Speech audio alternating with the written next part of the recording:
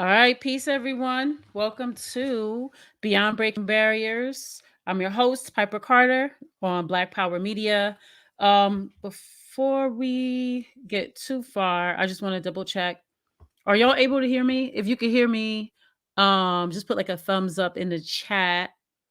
And while everyone is doing that, I want to say peace to Black Brew, peace to Yipper99. I see you. Um, yeah, just wait to see. Can y'all hear me? Come on in, come on in, come on in. Can y'all hear me? Let me know. Yes, you can hear. Okay, boom. All right. So peace to Jamon, peace to Lisa, peace to P Funk. Okay, good, loud and clear. All right, boom. I was on shouts out to Ear Doctor. I was on Ear Doctor's show yesterday, and I was supposed to DJ. I had all types of um technical challenges. So I am supposed to go back on his show and DJ like another time. And in between then, I'm going to work on my technical challenges. So I apologize about that. Um and so I have a couple of things that I've been working on. I want to play. I have this show intro. So there is a just for those of you who are new, I'm Piper Carter. I'm your host. This is Beyond Breaking Barriers on Black Power Media. Want to ask everyone to go ahead and like, share, subscribe. Tell folks to come on in every Monday at 8 p.m. Eastern. We're here having a conversation about women in hip hop. And so I made a little show intro. My husband said it's kind of ghetto. But y'all ghetto's fine. But let me know what y'all think. So basically, there is a music producer here. Her name is Rated M, and she's a young person. She's making some beats. And so she gave me a beat and said I could use it. I want to see what y'all think. So I'm gonna go on here and first of all, I'm gonna just do the countdown. Can y'all put in the chat if you can? I'm gonna do the countdown again. Well, if I'm gonna do something, I might as well do this new BPM merch um shop promo, right? Yeah. Let's go on ahead and do that. So tell me if y'all can hear um this BPM commercial.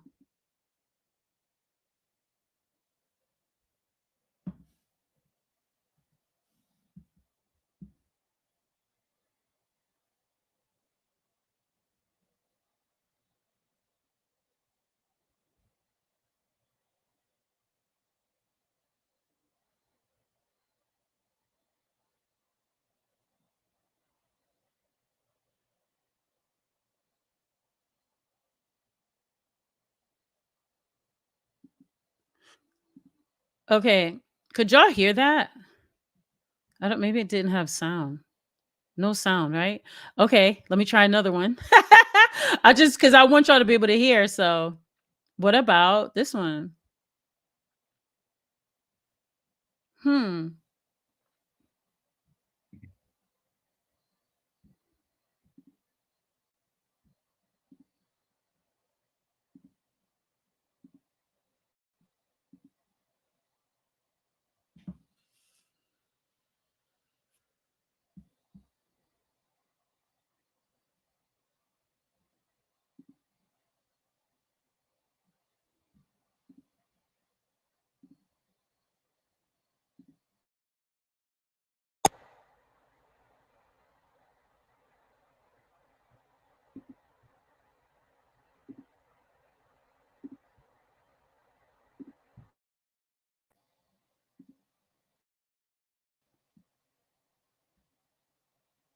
So no sound, huh?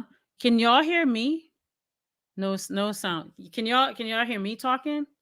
Let me just make sure that y'all can hear me even. Just making sure. Just let me know in the chat if y'all can hear me or not. Can y'all hear me speaking? Let me know, please. Okay, so you can hear me. I don't know. Again, I'll work on this out another time. I got this promo that I wanted to play for y'all, but it's like if y'all can't hear, I'm like, what is the um what's the point? Man, I'm kind of sad about that. So I don't know, y'all. I don't know. Anyway, I'll try it a different time. I'll try it a different time. That sucks. Cause I wanted to play this because I can hear it on my end. Any hooty rooty tooty. What if I change my settings right quick? I go into audio. I take everything off the I go and I go here. Can y'all hear me in this setting? Let me know because I took my microphone off. I took my microphone. I probably do need a tech assistant. So I took my microphone off. Can y'all hear me if now that I took off my mic? I just want to see. And can y'all hear this? We still can't hear it though, right? Hmm. I don't know why we can't hear it. I'll have to talk to ear doctor. See why we can't hear it. Oh well.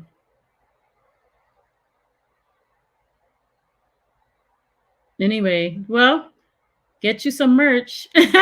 Get you some Black Power Media merch. I just played the commercial twice. So well, another time, you know, we'll try that another time. Oh well. So, yeah, it is. It's like I put it on share audio. I don't know. And you know what? I'll figure it out a different time. I'm gonna get the show started because I don't know when I'm hearing these settings. Well, no, it's not. The thing is, it's not a link. It's a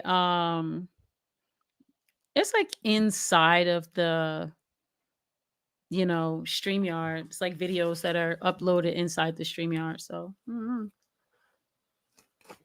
but so today I have a show for y'all. I started so yesterday I was on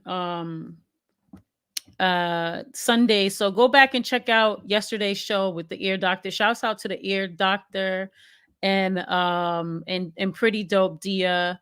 I was on with them. We were discussing women in hip hop. Did I freeze? Am I frozen? Let me know am I frozen or not. Okay, yeah. So I was on yesterday with ear doctor and pretty dope Dia and here I'm gonna put on this other little thing, one of these. I got one of these little things here and I'll just go into this. This is like my internet so I don't keep freezing. But not froze. Okay, boom. Thank you. So go back and check yesterday. Ear Doctor does Sundays radio and no, it's all good. If, let me know. But we discussed women in hip hop. We had a good conversation. We had some fun. So all right, I'm back. Wonderful. I'm drinking I made some ginger tea with like real pieces of ginger in it. So that's my new dinner, ginger tea and some water. I got this black owned water company here that I support. It's called Gotta Have Water. If y'all are in Southeast Michigan, they deliver steamed distilled water. So I don't know if y'all know or not. I'm a water activist. I'm what they call like a water warrior for environmental justice. Was part of a lot of work that we've been doing to try to get water affordability. I'll probably talk a lot more about that on here, like trying to bridge the gap between hip hop and environmental justice. But long story short, um, you know, our not only was I doing a lot of work with Flint, but also in Detroit. And as you know, our communities are being poisoned, whether it's through chemicals, lead, all types of foolishness. So there is this um water company called Gotta Have Water, and they do a process called steam distilled. So it's distilled water, but the process their distilling process keeps all the minerals. So when you distill water, you extract, well, the minerals become extracted, but the way in which they did their distiller is set up, they keep all the minerals. And so they are able to like bring it to a high temperature and get rid of all of the foolishness that's in the water, but still keep the minerals. So you still get the reason that you were drinking water in the first place, which is all those healthy minerals. Mm. So shouts out to Gotta Have Water because they deliver those 5 gallon like water things, and I have like a ceramic thing anyway. But yeah, shouts out to them. And I'm probably getting like 2 every other week or something like that. Trying to drink a lot of water. So yeah, and I got filters on my shower, got filters on my sink, because I live in the hood, so I got mad filters. The strong ones that do like, what is it, 99.9% of the foolishness plus lead. So yeah. But any hootie Rudy Tootie, just wanted to share that for anyone that's in Southeast Michigan. They're called Gotta Have Water. Shouts out to them. And I like them. I mean, mm, I get alkaline water. So my husband owns a juice bar. Shouts out to Jungle Juice Bar on the east side. And they sell alkaline water. Now, alkaline water is good, but as you know, you don't really want to drink like a whole lot of alkaline water. It's if you're really like on an alkaline diet, you know what I'm saying? Which we are, we're vegan, blah, blah, blah. He's more of a juicitarian. I like to chomp down on my food. But so yeah, long story short, um they sell the alkaline water there, but you if you're pretty much eating alkaline, you don't really need like so much alkaline water. So he has these other things called harataki, which is kind of like a fruit nut type thing that you put in the water that also helps to draw out all of the impurities and metals and things in your body. And so what we do is pour the alkaline water in a glass gallon of the with some harataki, and then we kind of just like sip on that. So it is sad we have to do all of that, right? Oh my god, I could do a whole show on Nestle. Child. um but a couple of shows that I got coming up. If you go onto the Black Power Media YouTube, I just put them up. And so I think so today is definitely going to be a hip hop show. Like, well, uh I wanted to talk about, so I want to look at this article um about the prevalence of like profanity and misogyny and violence and gender roles. That's what I want to talk about today. But just to preview a couple of the shows that I have coming up. Um Toot, toot, toot, toot, toot. So, on the 29th, which is the end of this month, I'm going to be talking to Ma Dukes, which is Jay Dilla's mother. So, as y'all know, February is Dilla month because he was born and passed away during that month. Um, and because she's so busy, she said she could give me like that last Monday in January. So thank you, Ma Duke. So gonna be talking to Dilla's mother as a woman in hip hop. So you want to be here for that show. That's gonna be on the 29th. Um, in what is it, on the 15th, I'm gonna do a show on feminism and let's call it like eco justice and like that marriage or that relationship of like, hip hop ecofeminism. So that's gonna be on the 15th. And then but which is I think next week. But this evening, um the thumbnail says sexuality, power, agency. Um and that's just more or less to try to sum up what I want to talk about, which is feminism, misogyny, and rap music, right? So I found this great article uh, by someone named Nava Safari, right, who was working on their final thesis. And their thesis is, so the name of this paper, it's about 40, maybe it's like a little less, maybe like 35 pages. It's called Feminism, Misogyny, and Rap Music, a content analysis of lyricism within the new wave of female rappers.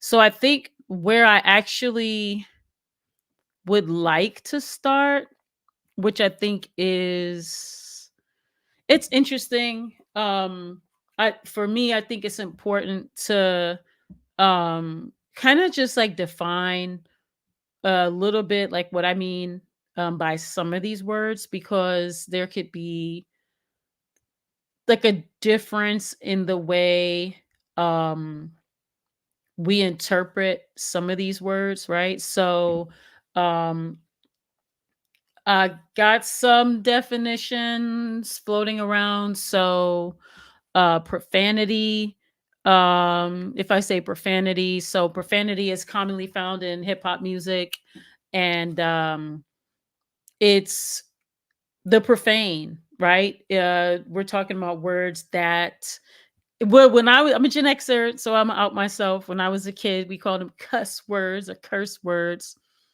But profane words, I think we could argue like what's profane, right? Because there's profane actions are way worse than profane words, right?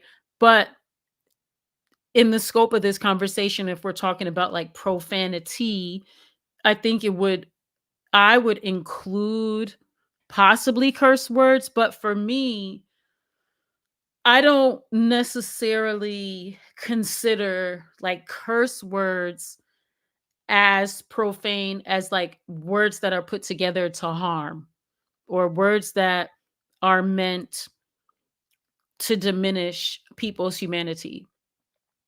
And maybe that's not necessarily profanity, but that's what I think of when I think of like a profanity, you know what I mean? Like dehumanizing people, right? Um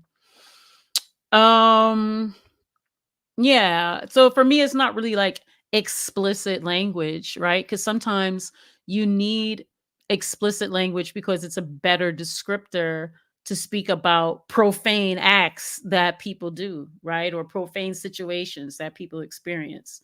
Misogyny, I want to say when like, so misogyny, I would say is like an act or a violation of honoring or respecting women or women identified people, right? So that includes ideas, it includes actions, it includes excluding people from situations. I think anybody can be a purveyor, just like anyone can be a purveyor of profanity, or anyone can be profane. I think anyone can exhibit misogynistic behavior, thoughts, ideas, and act out um, and perform, right? Perform misogyny. So, and for me, misogyny is, it also is included in the ideas that are in lyrics, right? But it's also um the ways in which people are treated, right? Um yeah, so there's that. But I don't know if I'm gonna get too far into that. This article deals more with the content of the music itself.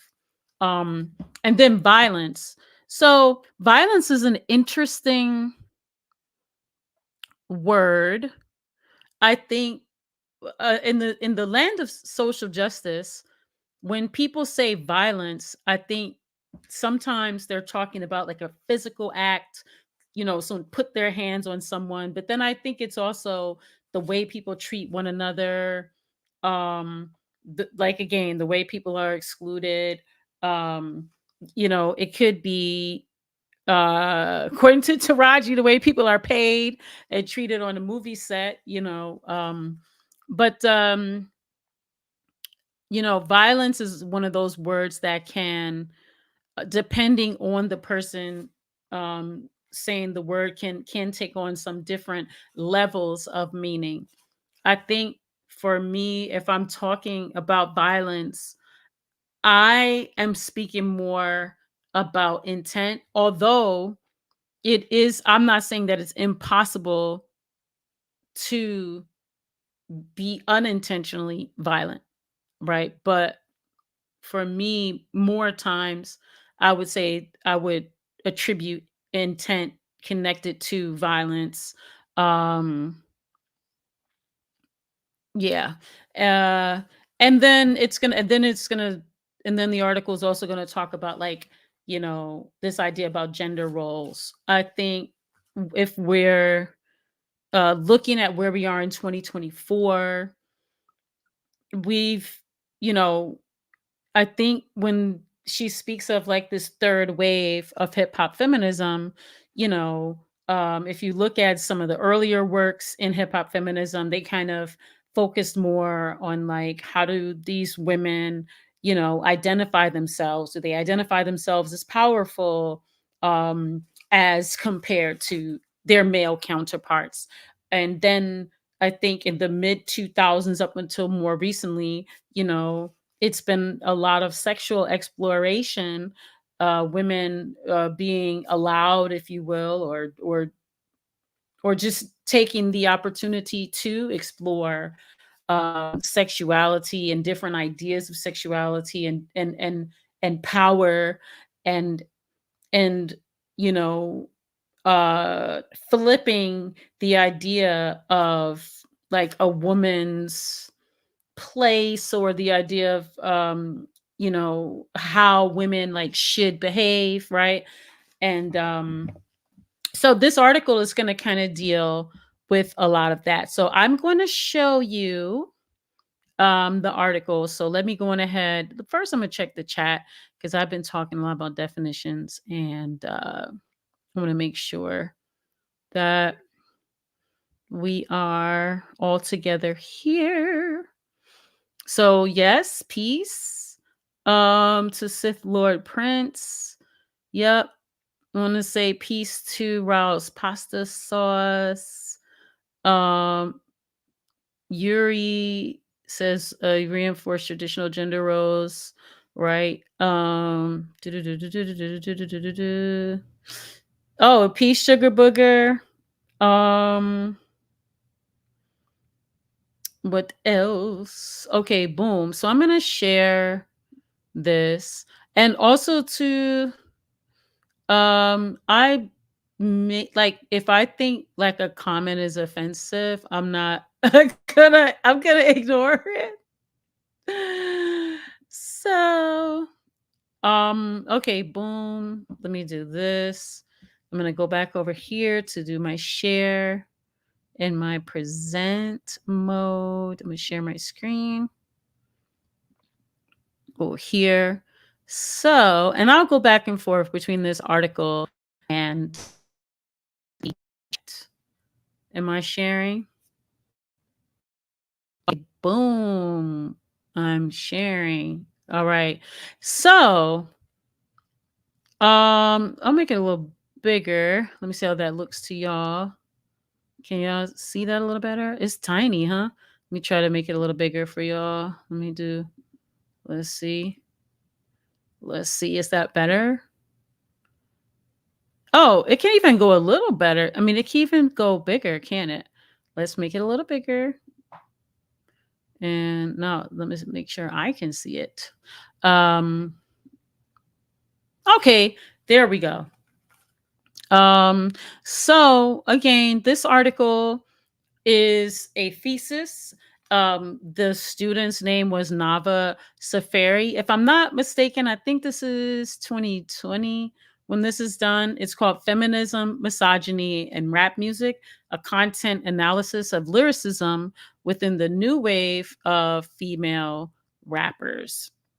Okay, so let me see. What's this one? And I'm gonna scroll down. I'm just going through like so as you can see in this table of contents, there's like an introduction, then she goes into the history of hip hop, then she goes into misogyny, then women in hip hop, then we go to her methodology, then her results, then she does a discussion, and then she gives some references. So I'm gonna let's skip on down. Where's her methodology? What page is that? 14. So I'm a does that mean page 14? Hold on, let me go here and see if that's what she meant. Oh no, that's not what she meant. Sorry guys. Let me go here. It might be about here. Okay, those are her results. What's this? And thanks for being patient with me, everybody. I just wanted to go to her methodology really quickly. And she also has some good references that are here. What did she say? Her methodology is after women in hip hop. Where did she say? Where was her methodology? Where is her method? Okay, that's her references. I think this is her methodology here, if I'm not mistaken. I wanted to go there first. That's a discussion. And I want to go to her methodology first so we can see like how she's arriving at what she's talking about. Because I think that's pretty important. Man, still results. What page is that? I should have written this down. I apologize, guys. My bad on the production. I was doing a bunch of other stuff. Is this it? Lord have mercy. Maybe it was 14. I don't know. Was it? Let me see. How do you hold on one second, guys. Let me check something really quickly. Because on her table of contents, she does say that it's for maybe it's section 14 that she's talking about. Because it's right before results. So as women in hip hop was around what was this? So it's got to be like right after that. No. Right. Let's see. Was that it? No. It was right after the women in hip hop was the methodology. And was this it? Was this it? Oh, Lord, I was just looking at it a second ago. It's weird. It goes right to results. It was just, here it is. Boom. Okay, sorry about that, guys. Thanks for being patient. All right. So let's go to her methodology. Let me just make it a tad bigger so we can see. All right, boom.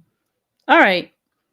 So for her methodology, she says this study analyzes the content of new wave female rap artist songs to examine whether or not they confront or conform to misogyny and hegemonic masculinity in their music using a hip hop feminism theoretical approach. So the researcher examined song lyrics from the new wave of female rappers. The starting point for being considered in the new wave was determined by Cardi B's hit single Bodak Yellow. So to be considered for the selection, female rappers must have gained momentum either around the same time or after Cardi B's summer 2017 release of Bodak Yellow. Otherwise, they were not considered as part of the new wave. So it's good to know, right? Like what the parameters were. Um, so hold on, hold on. Hold on. It's hard to make it big and then see where I am. Okay, there we go. Sorry about that. Okay, boom. So, all right. Um, so it says a researcher used the streaming platform Apple Music to identify female artists' most popular songs along with the date of release. So after collecting a list of the new wave artists and songs, the researcher selected two female rappers for the focus of this study. So Megan Thee Stallion and Rico Nasty. So both women were selected based on qualifying as part of the new wave. Their consistent rap persona within their music, their frequent release of new music, and their popularity among listeners. So, consistency within music personas is important because some female rappers may have multiple rap personas within the same album. Therefore, having a single consistent rap persona would give each artist a single voice in determining how they typically approach misogyny, hegemonic masculinity, and feminism.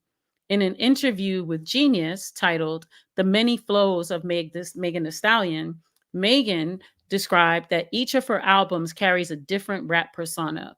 In a separate interview with Genius titled Rico Nasty breaks down her iconic flow, Rico describes that Joan Jett influenced her overall angry rap persona. So, therefore, these two rap artists remain consistent enough within their personas from album to album that it would not cause outliers in how they typically approach misogyny, masculinity, and feminism within their songs.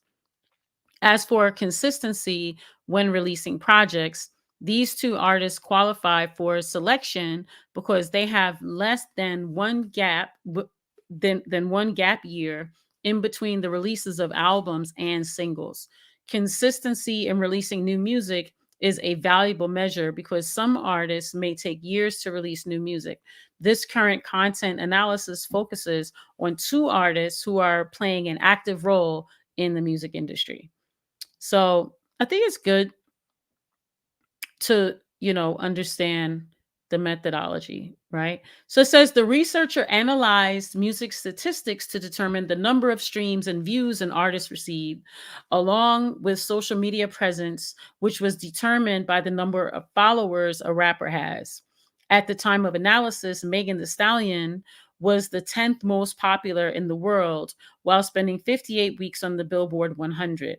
According to Billboard, the methodology to be represented in the top 100 is decided by an average chart ratio, whereby streams are the most heavily weighted factor, followed next by radio airplay and then sales.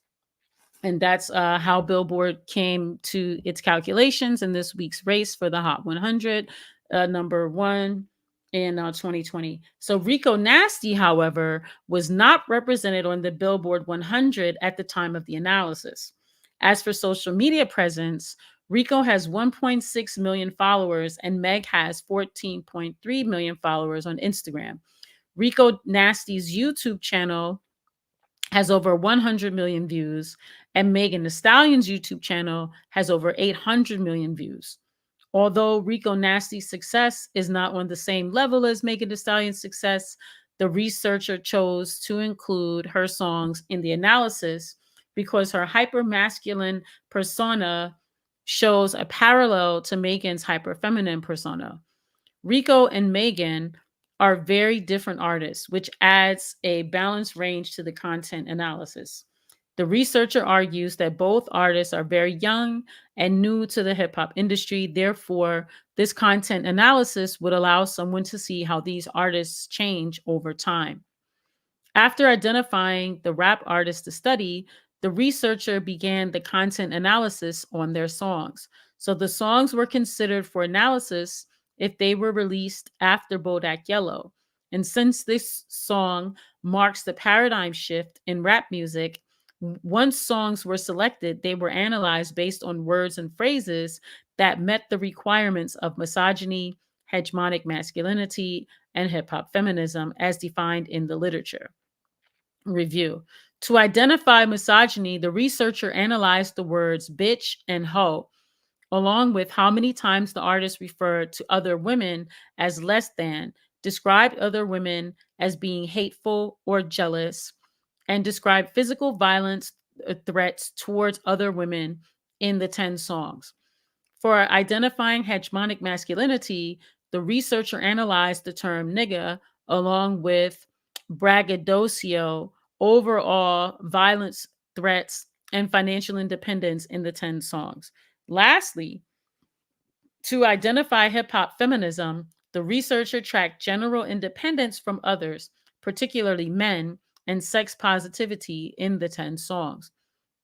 To make the content analysis more comprehensible, words and phrases were grouped according to those themes which they aligned most closely. To account for the contradictory nature in rap lyricism, the words nigga, bitch, and hoe were identified as neutral, negative, or positive in each song using framing theory, which is used to approach an issue from multiple perspectives. So, framing theory was developed by Gregory Bateson in 1972. And although Bateson used framing theory for psychological purposes, this theory has since been used across several fields to better understand how a message can change based on a contradictory genre in which the words can mean different things depending on the context in which they are used. For example, the word bitch can be connotated negatively or positively depending on the context surrounding it. As for the limitations of the methodology, the different subgenres and styles of rap music may influence the degree of masculine variables within songs. For example, trap music and gangsta rap may have more misogynist lyrics than other rap genres. The researcher did not find subgenres to affect this content analysis because both artists typically work within the subgenre of trap music.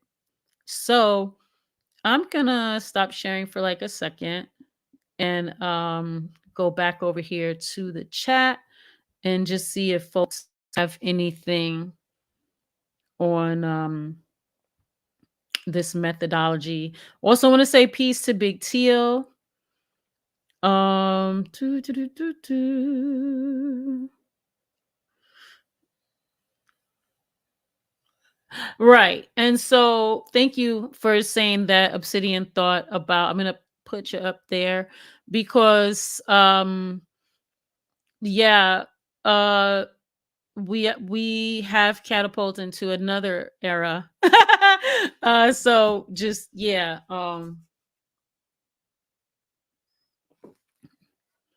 so thank you, Big T. I want to put that up. Yeah, so that's what I was saying. Like, I think it's important for us to also have our discussions about what we mean about these things. I'm sharing the article, but I'm just sharing the article as a point for discussion. Um, we're feel free to discuss, agree, disagree, throw up alternative definitions, this kind of thing. Um, that's funny, easy. No, it wasn't. Uh all right, boom. I'm gonna go back to the article. Article. And I'm gonna go back over here to um bring us back over and share. Thanks for being flexible, y'all. Okay, boom. So this is we backwards, but I just wanted to start with the methodology first. Mm. So then this abstract, this study examines how the new wave of female rappers use misogyny and hegemonic masculinity in their lyrics through a hip hop feminism framework. The researcher conducted a content analysis on the top 5 songs of Meg The Stallion and Rico Nasty to examine how young female rappers express misogyny in their lyrics. The results showed that both artists use misogyny, hegemonic masculinity, and hip hop feminism in their top 5 songs, but the degree to which they use these themes differed significantly. So the results suggest that women in hip hop are held to a double standard, and as more women enter the industry, the genre will change over time. Um, so in the introduction, it says rap music has become a global genre and is growing more and more popular every day. Unlike other genres, rap is dominated by Black men, allowing for the freedom of expression that has otherwise been historically unavailable to them. Although this genre is an important medium for, they use the word minority men, Black women remain underrepresented in hip hop. Women who do assimilate into this industry have to navigate how they use misogyny in their lyrics, along with other controversial themes. Male rap personas typically embrace hegemonic masculinity variables and include misogyny. Some upcoming female rappers assimilate into a hegemonic male persona, and others carry a feminine persona, analyzing misogyny, hegemonic masculinity, and hip hop feminism in modern female rap lyrics provides the opportunity to understand how the new wave conveys these dynamics and, in return, influence the youth. Previous literature on female rappers and misogyny in their lyrics examine when women who have been in the industry for a long time. So recently, there's been an influx of young women within the hip hop industry, and this study seeks to analyze how 2 upcoming female rappers, Rico Nasty and Meg The Stallion, use the traditional themes of misogyny and hegemonic masculinity, as well as an analysis of hip hop feminism in their top 5 songs in Apple Music. So before I go any further, I want to go back to Big Teal's uh, co- comment. Let me go back. Um, and it says, I've listened to Megan, Cardi, and Rico and thought it would be interesting to hear how people are studying their work. So I also yes, and I want to put this comment up there. So I also would like to propose us all also challenge ourselves um around our definitions of like how we're thinking of gender, like I say gender in general, but like gender roles, you know, because this does frame it in a very binary sort of context around gender, like a traditional binary around gender. Um, so I think as I'm reading, just keeping in mind that gender isn't a binary, right? Like there's like some people identify as gender non-conforming or non-binary, or some people don't even recognize gender. um and I wonder with folks in though in along the spectrum of fluidity, thoughts around that.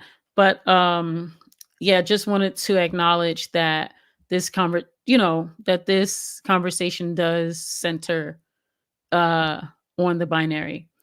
So the author goes into a kind of history of rap music. I don't think we need to go all into that because it's kind of goes farther into our kind of typical conversations about um but I do want to, maybe I'll go here. Hmm. I was just trying not to get bogged down into too much history per se. But I think I want to go maybe around here. So I think I'll just start. So acknowledging that I'm skipping some of the history, I'm gonna go fast forward. I jump over to here. History, but more relevant to the conversation. So they're back in the history part. They had already just know that they've already gone through the whole, sort of history of rap and hip hop, and they're up to this point where it says gangsta rap, a genre that would completely shift the mainstream sound of rap to this day, emerged in the mid 80s. This new genre was led by artists like Ice-T, that's Diallo's favorite, and NWA. The gangsta rap lyrics contain elements of misogyny and gun violence. You are now about to witness the strength of street knowledge, is the intro given by Dr. Dre from NWA's first studio album, Straight Outta Compton. This track, also titled Straight Outta Compton, is a prime example of early gangster rap. The track continues with lyrics like, you think I give a damn about a bitch? I ain't no sucker," along with, "Once you're on the scope, your ass is through." From NWA in 1988. These gritty lyrics, alongside a raunchy beat, create an unapologetic sound that models mainstream rap music today. Many other genres and subgenres of rap have emerged since the 80s and 90s, since rap music has become a global phenomenon.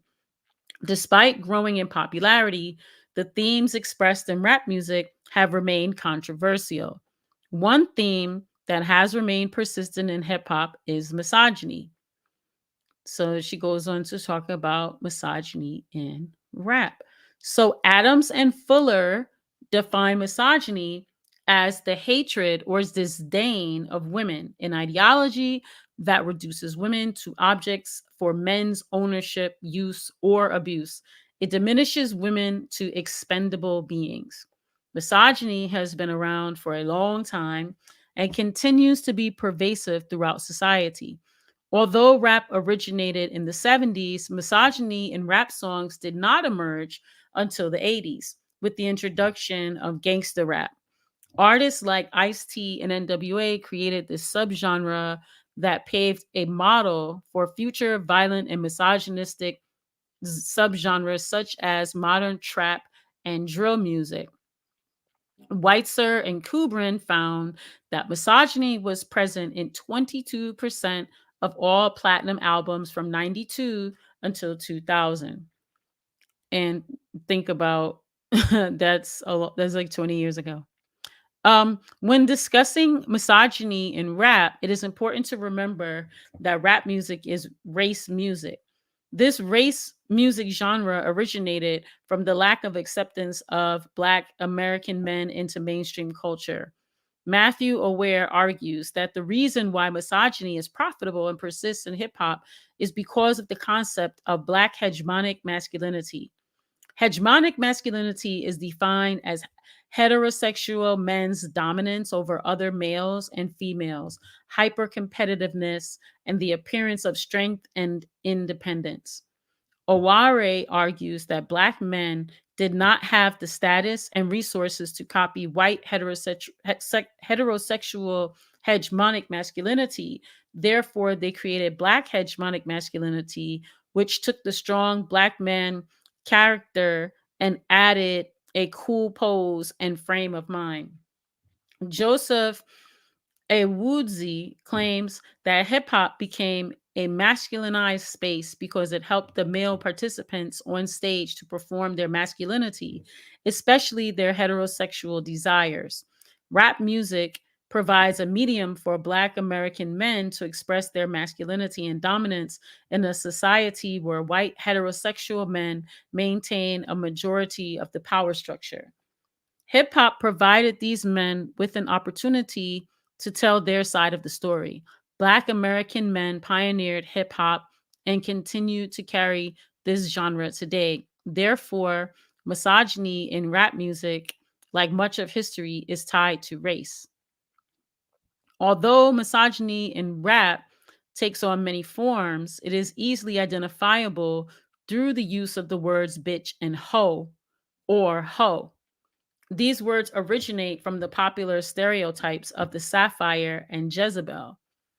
The sapphire, or the bitch, originated from the mammy, a notable stereotype of an asexual Black American woman who nurtures white children and takes care of household chores. The sapphire is referred to as the post war mammy and is similar to the mammy as she is bossy towards other people of color, yet remains loyal to the white family. One reason why the sapphire is portrayed as bossy is because she is generally depicted as the leader of the household. The sapphire, however, is not asexual like the mammy is. Instead, she is uptight in general and controlling of her man in particular. The Jezebel concept, or the hoe, is similar to the sapphire, except the Jezebel is centered around being a loose, overly sexualized character with no morals. Lerner in 1972 writes that a myth was created that all Black women were eager for sexual exploits, voluntary, voluntarily loose in their morals, and therefore deserve none of the consideration and respect granted to white women. Every Black woman was, by definition, a slut according to this racist mythology. Therefore, to assault her and exploit her sexually was not reprehensible and carried with it none of the normal communal sanctions against such behavior. The Jezebel supplies a twisted justification for the history of the sexual exploitation of Black American women. This is all in Adams and Fuller from 2006. The sapphire and Jezebel images may seem outdated, but these stereotypes are pervasive. The welfare queen, for example, is a stereotype derived from the image of the Jezebel. The welfare queen propaganda originated in the 90s and depicts an unemployed single African American mother who is entirely dependent on the welfare system. The welfare queen ties to the concept of the Jezebel because her children are portrayed as being conceived out of wedlock, which is the reason why she is so dependent on the welfare system. In another example, E. Franklin Frazier in 1948 and Patrick Moynihan in 1965 suggested that Black families were falling apart because the women of the household were too dominant. This study ties to the concept of the sapphire, who is portrayed as the bossy, dominant figure of the household by reinforcing the stereotype. These steady images of Black American women throughout history have been internalized by Black American community and the general public. Sociologist Rogers Rose explains this by saying, it is easy for Black people to internalize and use such false definitions of themselves. To the extent that an individual has internalized these definitions, his or her mode of interaction with the opposite sex will be affected. That's Rogers and Rose, 1980, on page 253. This may be one explanation as to why stereotypes of the Jezebel and sapphire or bitch and hoe are so prevalent in rap music. Misogyny is common even among the most respected hip hop artists. In this song with Kanye titled Niggas in Paris, Jay-Z raps, ball so hard, bitch behave, just might let you meet Ye. That's Jay-Z and Kanye in 2011. In this line, Jay-Z is telling a woman or bitch to behave if she wants to meet Kanye or Ye.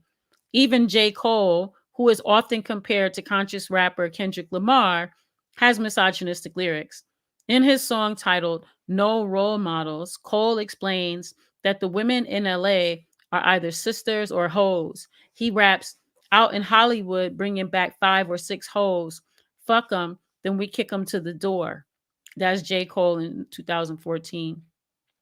Cole goes on to explain that they deserve to get kicked out because it is a trap to get involved with LA hoes and that she don't want to be saved. J. Cole 2014, meaning that she does not want to become loyal and in touch with reality. Male rappers may be using misogyny in their lyrics to amplify themselves in a society that persistently devalues them, reducing Black women to stereotypes may allow the males to claim their masculinity. It is important to note that some male rappers may use misogyny in their lyrics to boost sales without being personally misogynist themselves. That's what Aware says in 2018. This deception also takes place with the theme of drugs and rap, where some rappers who have been, what is this word? Abstinent.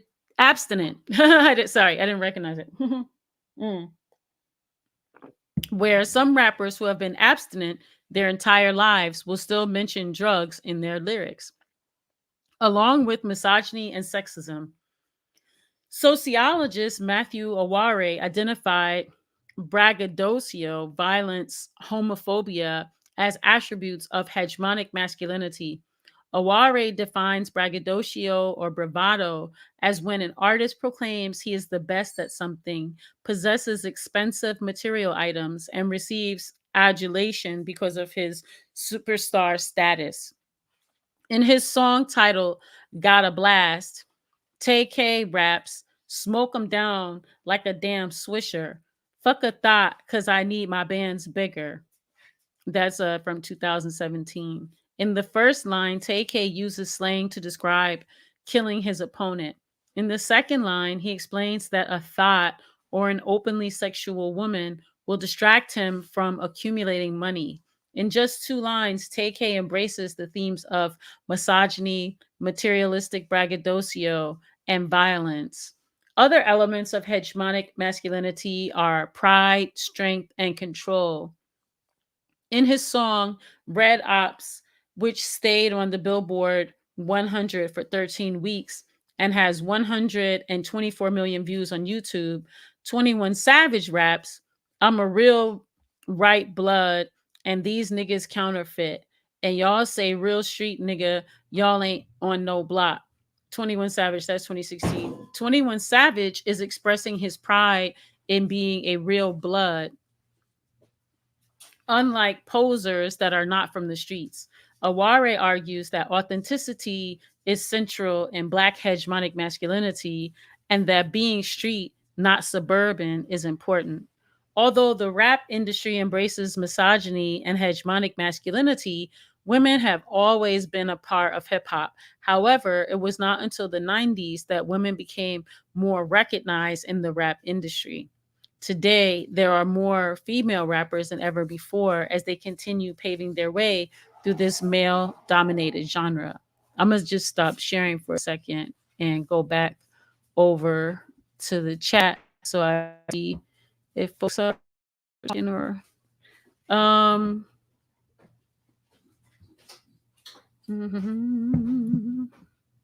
so I'm just want to go back and acknowledge some of y'all's, which I like that one. Media is programming. Yes, yes, yes, Big TL. hmm Um, yes, yes, yes, yes. Okay, that's Global Sisters Media. And yeah, I just want to throw some comments up there. Uh, yeah, what did you say? Yeah. Oh my God. No one ever talks about that. I was saying the same thing, Big Teal. No one ever talks about how Eminem has a whole catalog, but at least a couple of hit songs about murdering his wife. Um, so what did you say? So Global Sisters Media X said I did a brief mini political education cipher with some of the workers during my travels there. When they reopened the area Penn Station, the workers were shocked, and I encouraged them to research. Yeah. So What else is there? I'm gonna go here and come back over here. Um, right, edgy, edgy white folks. So in this, share the screen again. Boom. So I'm gonna go back. So y'all continue chatting. Mm. So now, um, in the paper where she starts to talk about women in hip hop.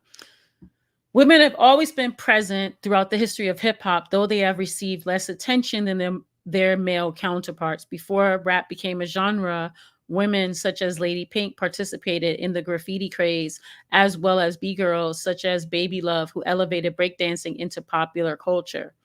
As for rapping, MC Lady B released To the Beach Y'all in 79. Wait, was she the first female rapper to release a record? I don't think so.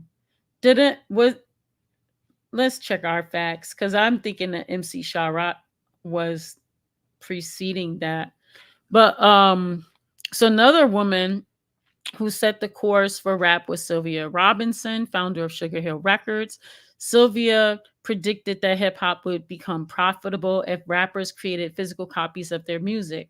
This led Sylvia to hunt for talented rappers to join her label. It was not until Sylvia met a group, they say, of talented men who would shortly sign to their label. This group of men would be known as the Sugar Hill Gang, named after Sylvia and her partner Joe's record label, Sugar Hill Records. The Sugar Hill Gang went on to release Rapper's Delight. Y'all know Rapper's Delight and the whole thing. And Sylvia, we talked about that yesterday. It's kind of problematic. We all know the story. They stole the song, the whole thing. Today, there are many well-known female rappers such as Nicki Minaj and Cardi B, but their legacies would not have existed without the queen of rap, Roxanne Shante. In 85, the all-male group UTFO released a track called Roxanne Roxanne, in which they rapped about a fictitious girl named Roxanne who rejected their remarks towards her. As a result of being rejected, they called Roxanne uppity and stuck up. At 14 years old, Roxanne Shante released a track called Roxanne's Revenge as a challenge and rebuff towards UTFO and their sexist track. In this song, Shante raps that she is a fly MC and that the boys in UTFO wish they could be as good as she is. Although UTFO did not release Roxanne Roxanne with Shante in mind, she used this opportunity to confront misogyny in rap while gaining notoriety in hip hop. So Trisha Rose writes that Shante gave a voice to a young girl's response to real life street confrontations with men. Shante was the first woman to challenge misogyny in early hip hop, paving the way for female artists in the 90s, such as Little Kim and Salt and Pepper. We talked about that yesterday, and in that documentary, that's on Hulu, The Ladies First, and also in, I'm forgetting now, but long story short, it does get brought up that, Roxanne was only a kid, right? She was only like 14, and that KRS-One um when did the diss track against her and was talking about, basically, I want to say, raping her, but um it was doing violence to her, and embarrassing her. And if I'm not mistaken, he was like 20 something at the time. So even just like beyond misogyny, just like violence against girls and women, right, was just very, it was invisible. It was invisibilized, right? Like it was like, so it was just so normalized.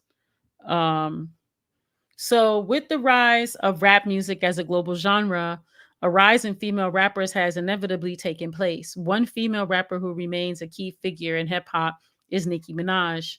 In one of her top songs titled Only, featuring Drake and Lil Wayne, Nicki raps, "These hoes couldn't test me even if their name was Pop Quiz. Bad bitches who I fuck with, mad bitches we don't fuck with." Nicki Minaj, 2014. These lines are a prime example of how ambiguous rap lyrics can be. Feminist critics point out that female rappers embrace hegemonic masculinity and misogyny in their lyrics. Matthew Aware found that out of the 173 female rap songs he sampled from 2005 to 2015, 52% of women rappers' lyrics include bravado, 31% reference violent imagery, and 52% are misogynistic or sexist. That was in 2018. Other feminist critics argue that women should be allowed to express themselves however they want in their music, with valid points from both sides of the argument. The best way to understand feminism in rap music is through the framework of hip hop feminism. The first wave of feminism was born in the mid 1800s. This wave focused on women's right to vote. The second wave of feminism debuted in the 60s, and this time women used their platforms to fight for equal pay, reproductive rights, and many other social issues. Although the first and second waves of feminism paved the way for several constitutional rights, scholars argue that the first and second waves of feminism excluded women of color. So, women of color, particularly Black women, not only face sexism and misogyny, but where am I?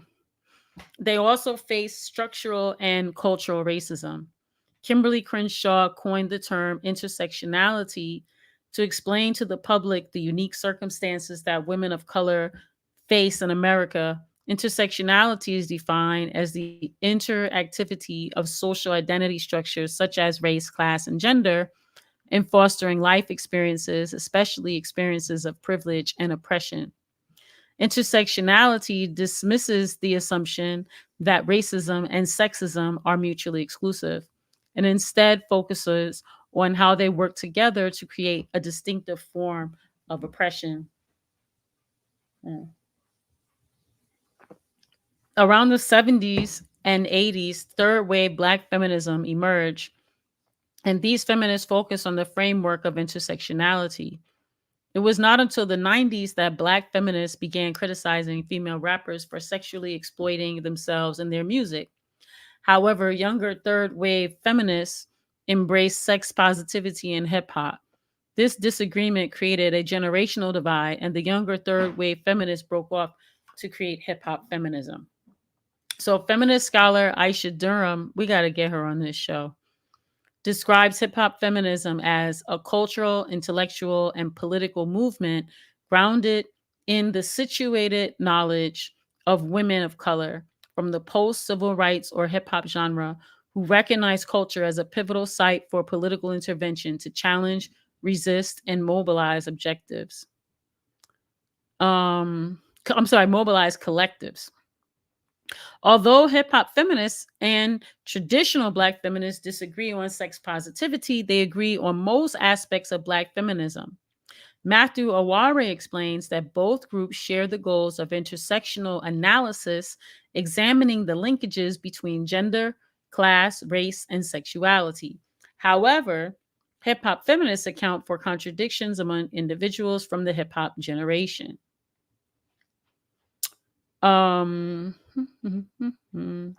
Hip hop feminists argue that the opportunity for women of color to express themselves exceeds the cost of conforming to the misogyny and hegemonic masculinity in rap music. There are far more female rappers than there were in the 90s when hip hop feminism first took off. However, the controversy around what women rap about remains persistent. Rappers Cardi B and Meg Thee Stallion have been making headlines for collaborating on a song in which they rap only about female sexual pleasure. In this Cardi B song featuring Meg Thee Stallion titled WAP, Cardi B raps, "Bring a bucket and a mop for this wet ass pussy. Give me everything you got for this wet ass pussy." WAP, which stands for Wet Ass Pussy, broke records for the most streams on the first day of release for a female rapper. Since its release, WAP has been a source of controversy. Republican Congressman James Bradley commented that WAP is what happens when children are raised without God and without a strong father figure. On the other side of the argument, Mahia Kapler expressed that none of these people objected when Cardi B posed nude. It crossed the line, apparently, when they became active participants, when they talked about what they liked in bed or how it made them feel. Other critics worry that people will use WAP as an excuse to oppress minority women. One artist who unapologetically rapped about sex long before Megan and Cardi B debuted was Little Kim. In her song titled Not Tonight, Little Kim raps, I didn't mind it when he fucked me from behind. It felt fine in 96. Although critics argue that these lyrics are salacious, hip hop feminists contend that Little Kim is allowed to express the pleasure she receives from men. Rapping about sexual pleasure gives Little Kim power because the sexual act is expressed on her own terms. She has control of the situation. I don't know. Scholar Matthew Aware argues a form of hegemonic black female masculinity debuted in the 90s alongside hip hop feminism. This form of female masculinity borrows from mainstream black male rapper aesthetics, but also presents female attitude and conveys a hyperfemininity which is sexualized. The traditional themes of misogyny, violence, and braggadocio are prominent in hegemonic black female masculinity. In her song, Can You Hear Me Now? Little Kim raps, she got a big dick that she'll use to bone you out.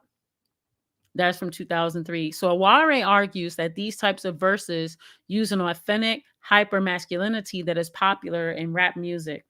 In their song Pussy Talk, the newly groundbreaking duo City Girls rap, boy, this pussy talk Bentleys, Rovers, and Benz boy. This pussy fly to private islands, to M's. These lyrics embody both hip hop feminism. That's funny. These fly to private islands. Which ones? uh, so these lyrics embody both hip hop feminism and hegemonic female masculinity because city girls rap about sex positivity in the form of materialistic braggadocio. Throughout this entire song, city girls rap about their genitalia are lucrative and successful. Critics may argue that city girls are objectifying themselves, but this writer argues that because as a society, we add value to things that make a profit. City girls are expressing that their female genitalia are profitable and therefore valuable. Man, this is a whole nother paper about objectification, commodification, and capitalism, sex trafficking, buying power. We need to get Jared to do a buying power about pussy raps. I don't know. Maybe we'll make it happen. Additionally, rap music as a topic of research study deserves respect and consideration, according to a survey done um, by AudienceNet and published by the Music Business Association. Hip hop and rap was the most popular genre among 48% of music consumers in the US from ages 16 to 19, 54% from ages 20 to 24, and 42% from ages 25 to 34. And that was back in 2018. Rap music is a large factor in American culture, especially among youth. And for this reason, rap music should be studied more closely. Rap music has the power to revolutionize culture, and women can use that to their advantage. Now, that's the part right there where I usually hear Diallo and possibly Jared, I'm not sure, say that's bullshit. Mm. but I'm not sure. I have to ask them myself. So we looked at the methodology. I think I'm gonna stop sharing for a second. I'm gonna go back on over here to the chat, see what y'all have y'all been talking about stuff over here. When I go over here and see. I'm kind of old with these comments, but I'm just making what'd you say? Okay, boom. Where are we? Let's see. Y'all been over here. Chat it up. Man, there's some great comments that I missed. So yeah, so that's what's up. Big Teal says, I appreciate the author looks at other elements of hip hop like dance and graffiti, which can be left out when only focusing on MCs. True. Um, Happy Monday, CB voter. Um, Rihanna was used to rebrand Eminem. Is that discussed here in the chat? I don't know. That needs to be a show. um, yeah, I would say probably everyone has at least minimum one misogynistic lyric, but there's some folks who rely on it more than others. Yeah, KRS-One problematic on multiple levels.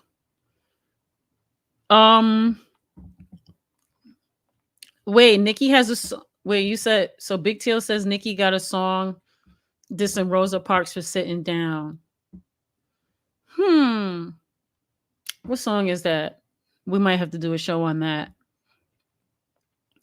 Interesting. She said, Nikki said, you lazy bitches can sit down like Rosa. Disrespectful. And also it's like out of context. But right. Yeah. Yeah. I mean, it's the same thing, but she did the same thing with Malcolm X, right? Remember the looking ass nigga cover to that song? Family was like, what on earth? Let's see. All right. You out here cooking, Big Tia. Said, yeah, I mean, I would argue we're probably on a fourth wave of feminism with women in hip hop, but I would argue that. Might have to talk to some of these hip hop scholars and we could debate it. You're right. WAP had folks losing their minds. People were so upset about WAP. And I was like, what I didn't understand about why people, it felt like fake outrage. Like I was trying to figure out like why people were upset about WAP. Like what was different about WAP than any other song? I don't know.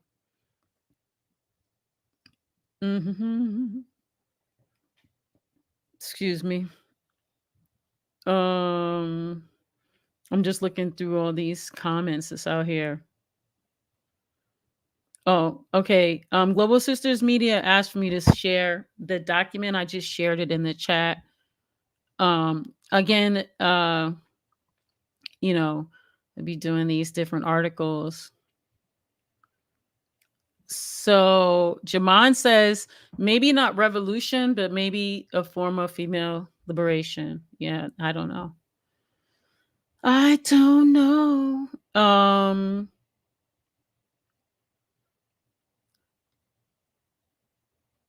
Wow. Wow. So much. So I'm going to go back and probably we went through like some of this. It's almost 9:30. I just wanted to kind of take us through. You guys can look at the article to see, just some more like where they, where there. Let me do this real quick though with these references. I do want to put this up just to show because I do want to let people know that it does come from references. Okay. Um, so as you can gives at the end, links and lists all the references that were used uh in developing definitions and such, as well as some of the ideas that were taken out of here, as well as some of the stats, uh lyrics and everything. So just wanted to show, and then there's also a discography, um that again they compared those 5 songs to one another, of the Rico Nasty and the Meg the Stallion. But then there's other songs that they use, and so they give the discography here. um it's a pretty thorough piece. We love uh Brittany Cooper. I mean, there anyway, I think process wise, I'm feeling the way that they did their process. I think it's a pretty cool process. uh did I want to read this last part? Why not? Let me see. It's a little long, and we got about 5 minutes left. Why not? This kind of was the crux of the article, um, which basically, um, it basically, this next part basically gives like how, the two articles, how the research, like, compared with itself, right? um which, I don't know, I feel like we got a pretty good understanding of um how it came together, you but I was trying to think if there was anything in here that you know maybe I'll just do the results. Yeah, we'll do that. So the researcher examined how current new wave female rappers use the themes of misogyny, hegemonic masculinity, and feminism in their song lyrics. A content analysis, again, of the top 5 songs from Apple Music, reported in April uh, 2020 by Rico Nasty and Meg The Stallion, was conducted. So songs that included collaborations with other artists were excluded out of concern that featuring artists would affect Rico and Meg's rap personas. So the 10 songs were analyzed for the variables of misogyny, hegemonic masculinity, and hip hop feminism as defined in the literature review. So the researcher found that Rico Nasty and Meg The Stallion incorporate misogyny in their lyrics while trying to assimilate into a male rap persona, as identified by variables of misogyny and hegemonic masculinity. Feminism was not as prominent as misogyny, although feminism was apparent in the lyrics through variables like sex positivity and female empowerment. Misogyny was traced by analyzing the words bitch and hoe, along with tracking how many times the artist referred to other women as less than and described other women as being hateful or jealous, right? So I think I might have read this part.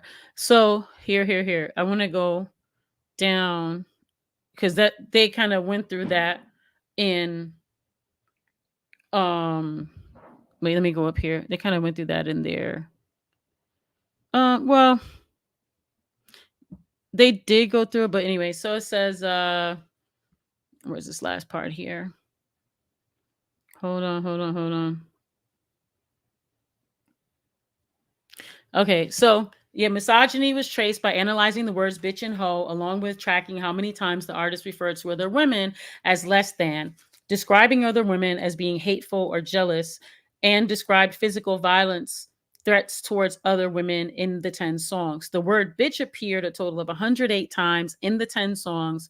Of those 108, 26 were positive and 62 were negative, and 20 were neutral.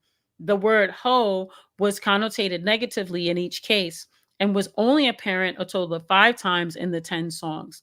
Throughout the context of these terms, it appears that Rico Nasty embraced misogyny more than Meg Thee Stallion did in her top 5 songs, although both artists used the word bitch to the same degree. Rico appears to adopt a masculine persona by using the term bitch in a more derogatory manner and by referring to other women as bitch significantly more than referring to herself as one. In her song Poppin', Rico raps, "Ain't no bitch in me, come proper," implying that Rico is trying to distance herself from the term bitch.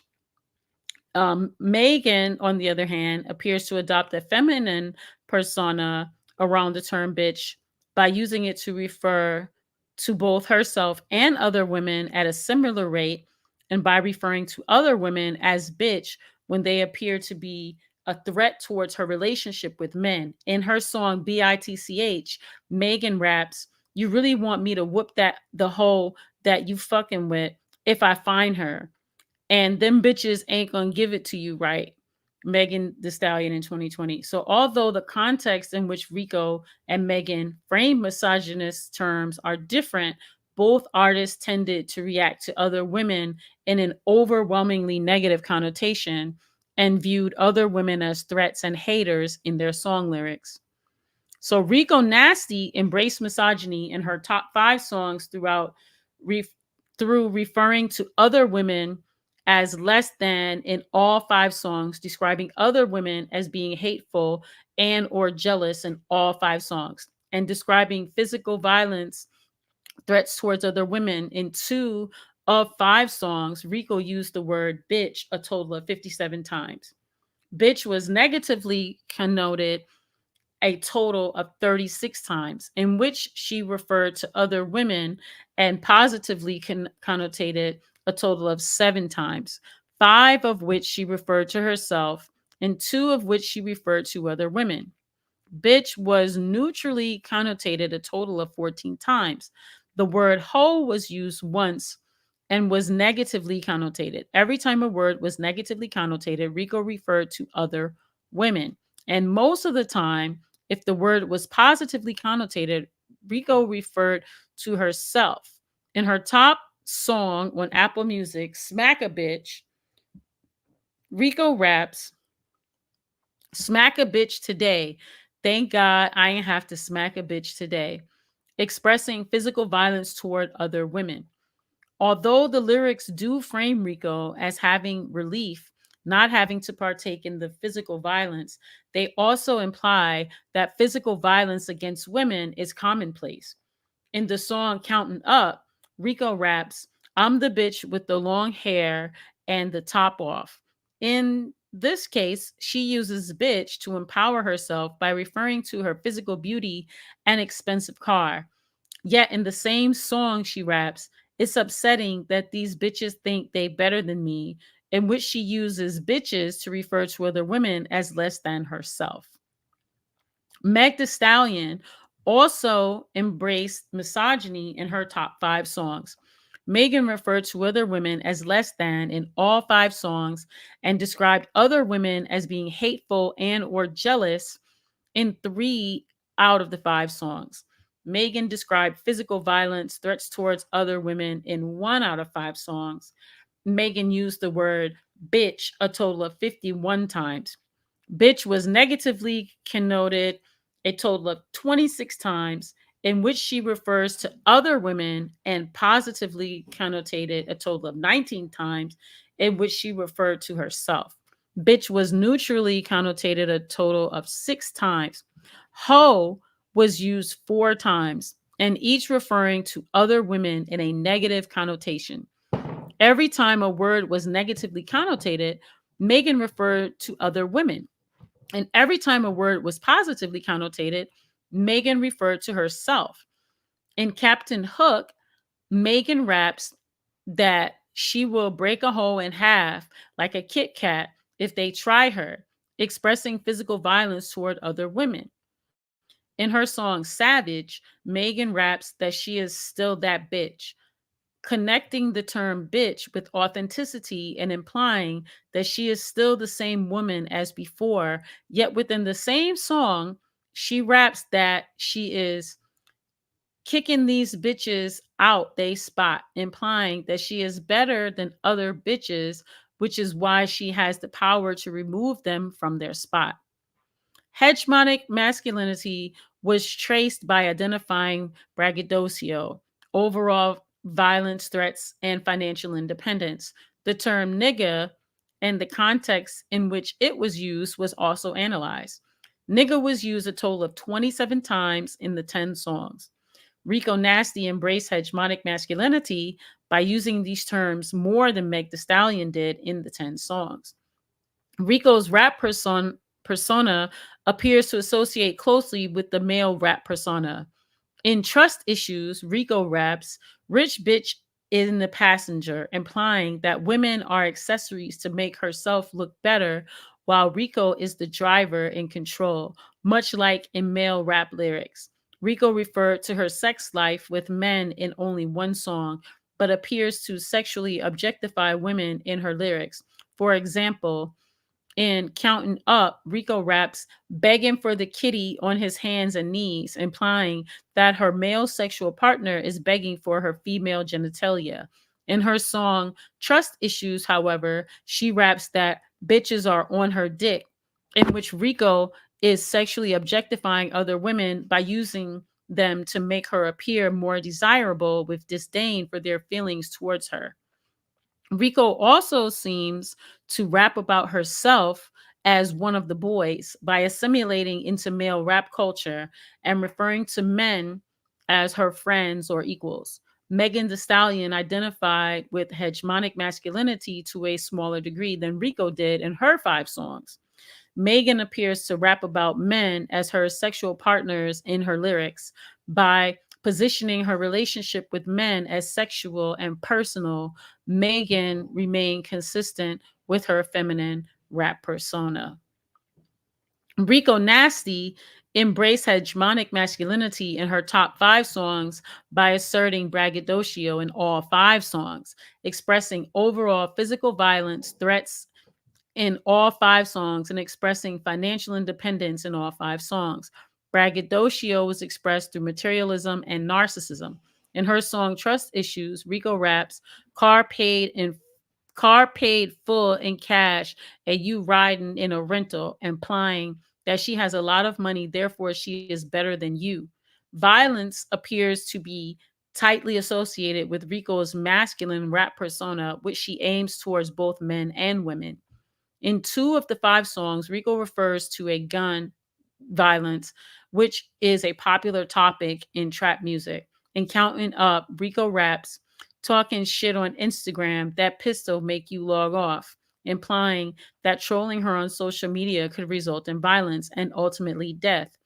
Rico fancies herself as the breadwinner and provider in her song Smack a Bitch when she raps, if I'm getting money, then you know we all got a plate. Rico used the term nigga a total of 5 times, in which was connotated negatively, and 4 were connotated positively. Smack a bitch, Rico raps, fuck these niggas, cause the money the only thing I'ma chase, implying that she would rather focus on her net worth than chase men around. Although nigga was negatively framed in these songs, this still portrays hegemonic masculinity because Rico is referring to men as less than while embracing financial independence. Rico may be implying that she doesn't need men because of her financial status. The other 4 times Rico used the term nigga, she refers to men as her friends who will interfere in an altercation on her behalf. In the song Trust Issues, Rico raps, talking too much, my niggas pull up with that fi, implying that because she is one of the boys, her men will interfere with guns or fight if you talk too much or disrespect Rico. It appears that by aligning herself as equals with her men, she is assimilating further into a male rap persona. Rico's persona is heavily tied to masculinity in general. In Counting Up, Rico tries to assimilate into a male rap culture by saying, "Bitches on my dick, so what?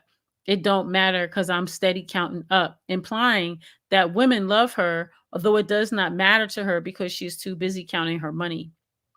Rico is also directly identifying herself with male genitalia, saying that she has bitches on her dick, implies that she is verbatim one of the boys. This line is a strong example of assimilating into male rap culture because hegemonic masculinity focuses on heterosexual men's dominance and independence. And Rico identifies herself with heterosexual men's desires while emphasizing financial gain.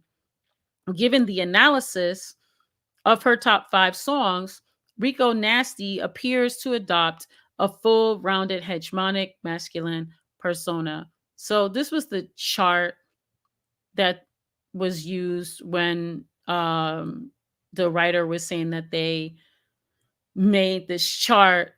And so it says table 1. So it's the number of times the 3 terms were used in the Rico Nasty's 5 songs. So here you got bitch, hoe, nigga. So said 7 times bitch was used positively, 36 times it was used negatively, and 14 times it was used neutrally. Hoe was used 0 times positively, 1 time negatively, and 0 times neutrally. And nigga was used 4 times positively, 1 time negatively, and 0 times neutrally. So that gives you a total of 11 times that any of these words was used in a positive way, 38 times any of them were used negatively, and 14 times that any of them were used neutrally. So Megan expressed hegemonic masculinity in her top 5 songs by asserting braggadocio in 3 of her 5 songs, expressing overall physical violence threats in 2 of her 5 songs, and expressing financial independence in 4 of her 5 songs. Braggadocio was expressed through materialism and narcissism, although at a much less rate than Rico. In Savage, Megan raps, "I'm in a lamb, catch me if you can," referring to materialistic braggadocio by saying that she is riding in an expensive Lamborghini. Megan mainly expressed overall physical violence threats towards women in her 5 songs, implying more misogyny than masculinity. In Captain Hook, Megan raps, "Not a stylist, but I'll push your fucking wig back," implying that she will humiliate women by ripping their wig back in a fight. Megan raps less about financial independence than Rico does, although it is still apparent in her lyrics. Megan used the term nigga a total of 22 times, in which 14 were connotated negatively, 8 were connotated positively, and 15 were referring to sexual partners.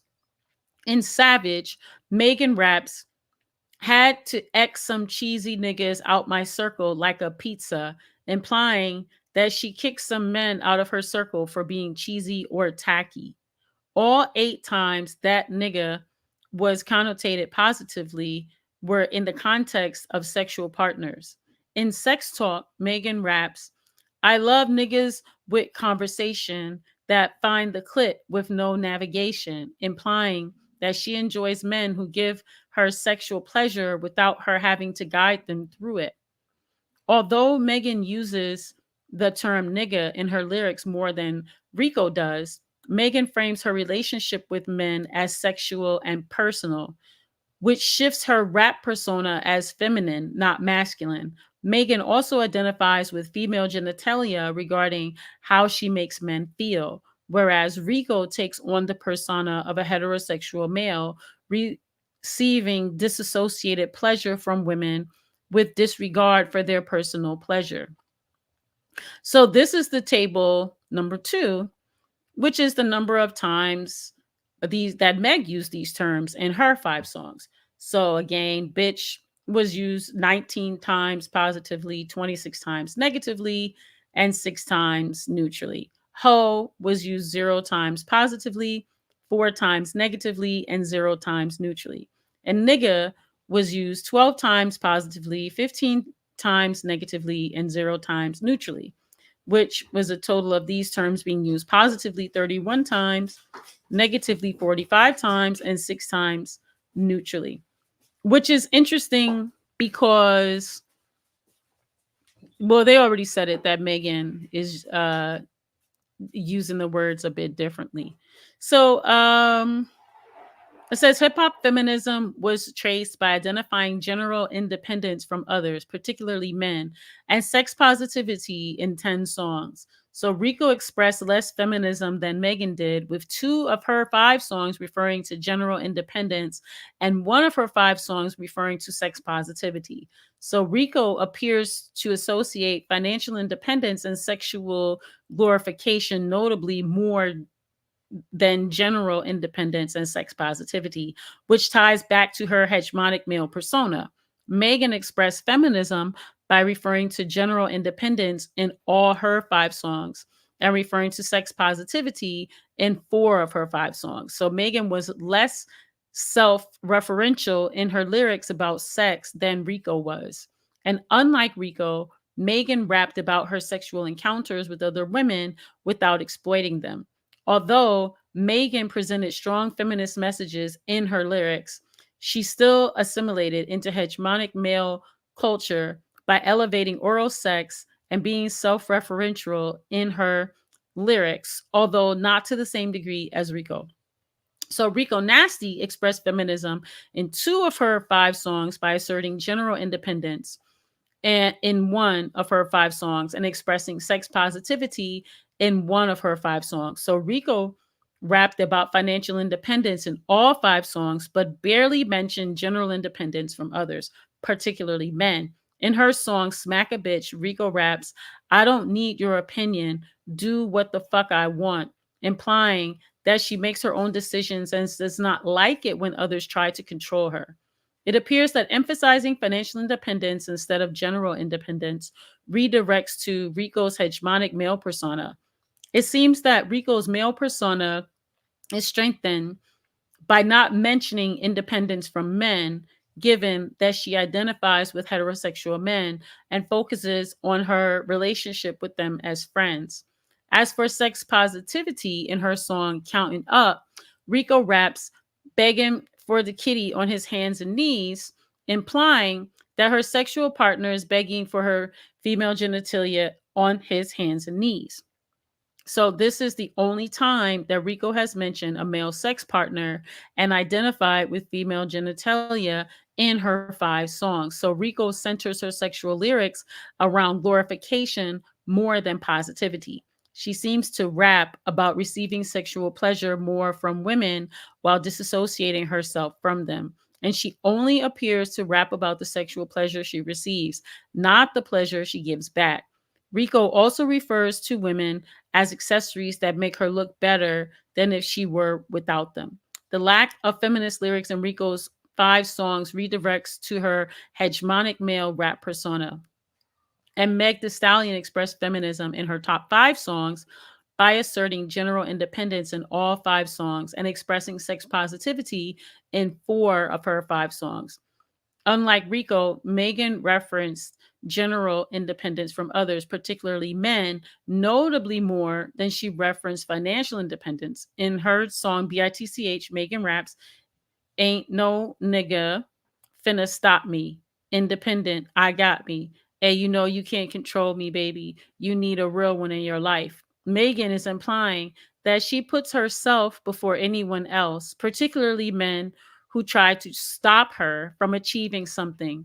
In the second line, she associates not being controlled with being a real one, which is seen as someone who is respected because of their authenticity.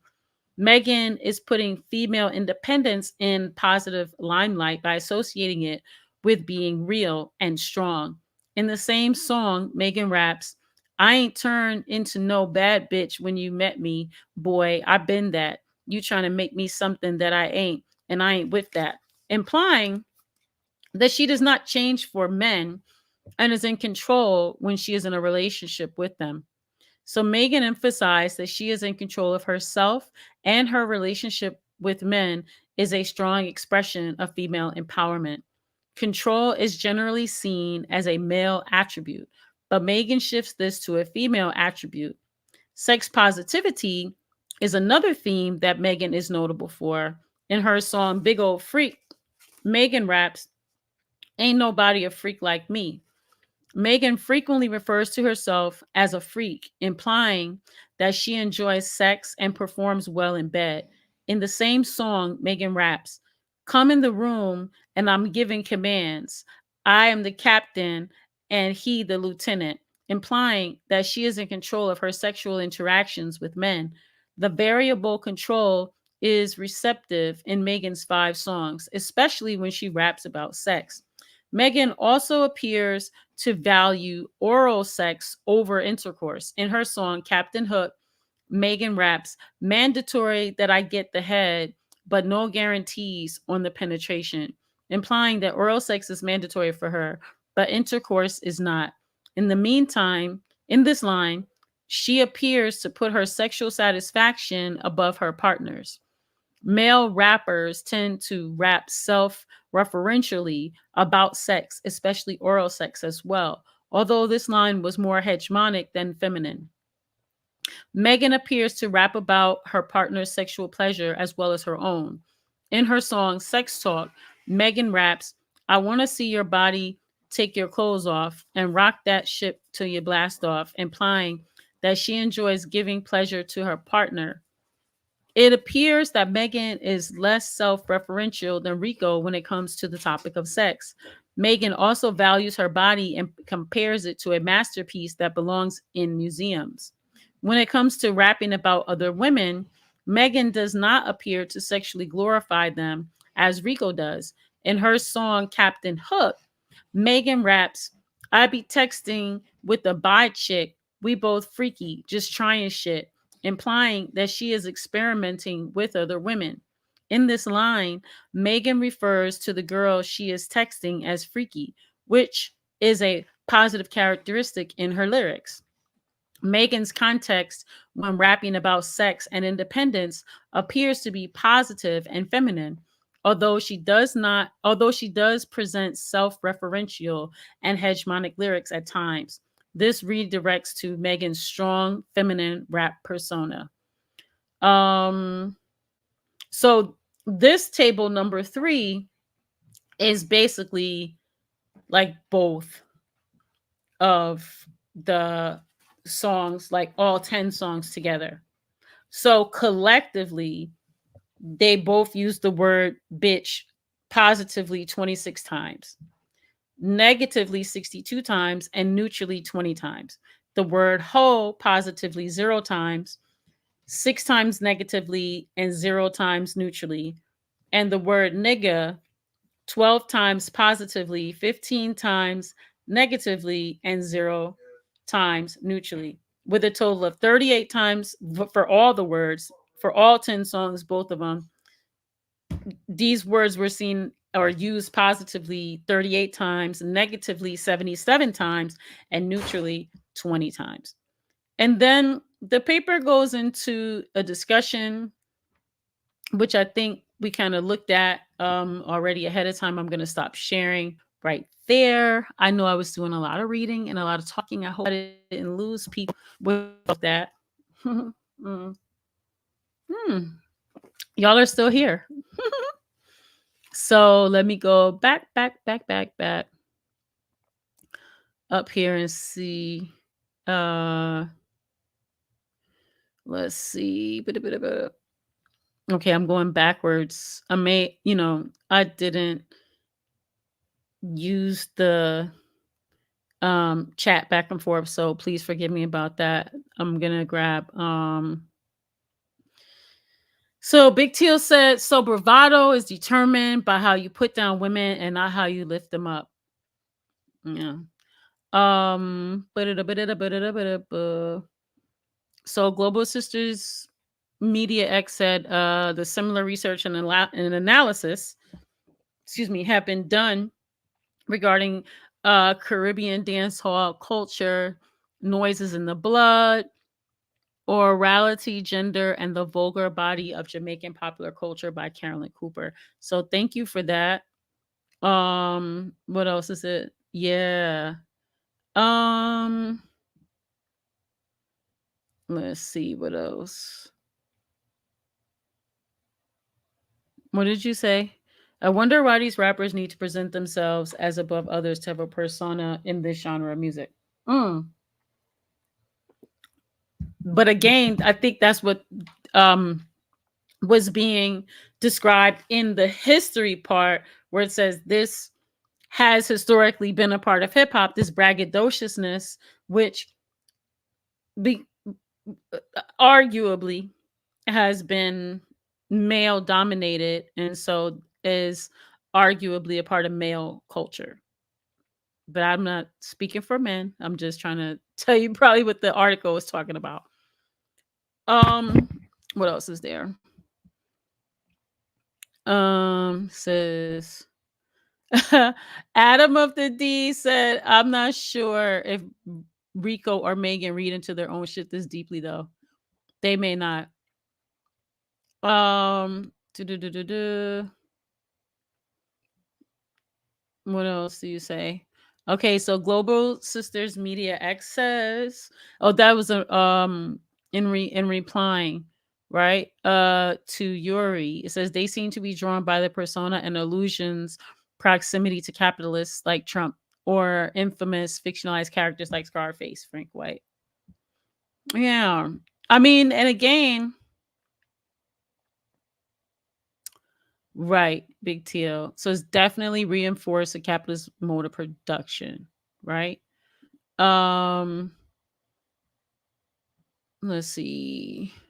What did you say? Big Tail said this reminded me of Cardi's song Up and the last verse saying no face, no case, which is disturbing on how to get away with sexual assault. Right. Um yeah. So that was we basically made it to the end of the article. Um I did put the article in the chat. If y'all are watching the replay, I'm gonna just go back to the beginning just to show the title of the article so that y'all can see it once again. I'll share my screen really briefly again. And let me make it bigger so y'all can really see it. Can y'all see it pretty good there? Yes. So feminism, misogyny, and rap music, a content analysis of lyricism within the new wave of female rappers, and it was by Nava Saperi.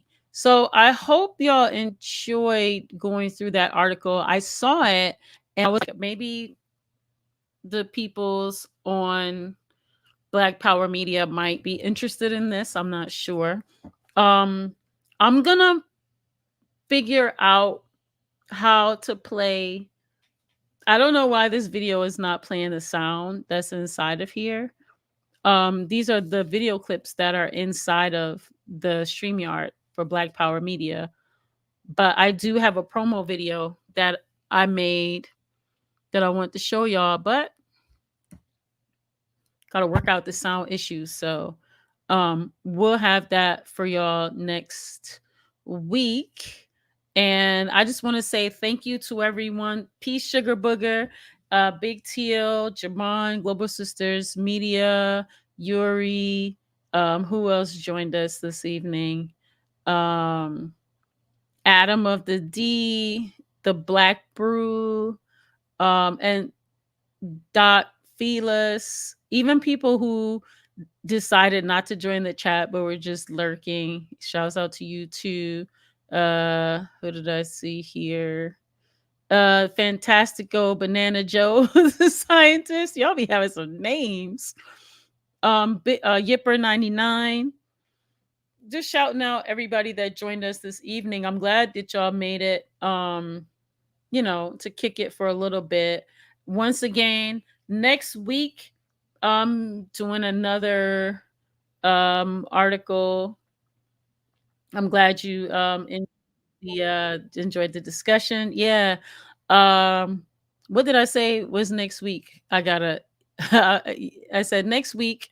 Um oh yeah, so next week you're gonna join me here, and we're gonna be uh basically looking at this next article, which is the intersection, or what I hope will be a future intersection of ecofeminism, or the ways in which we can begin to make that, like, as big as trap.